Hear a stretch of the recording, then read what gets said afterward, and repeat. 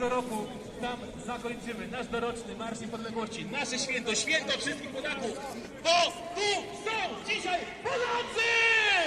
Wszyscy głośno, drodzy Państwo, flagi wysoko! Naprawdę, pokażmy tą wspólnotę narodową, pokażmy tą jedność, pokażmy to, że ponad podziałami jesteśmy tutaj, bo tu dzisiaj bije serce Polski, tu bije serce wszystkich Polaków, dlatego tu jesteśmy, dlatego chcemy świętować i cieszyć się z naszej niepodległości, chcemy dziękować ojcom niepodległości za to, że wtedy w 1918 roku stanęli do tego, aby działania, aby Polska była krajem wolnym.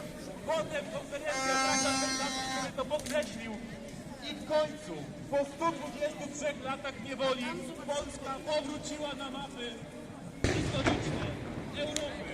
W końcu byliśmy, w końcu wspólnie stało się, że nasz naród miał swoje państwo, miał drugą Rzeczpospolitą i właśnie za to dzisiaj jesteśmy, aby podziękować, aby wykrzyczeć naszą radość.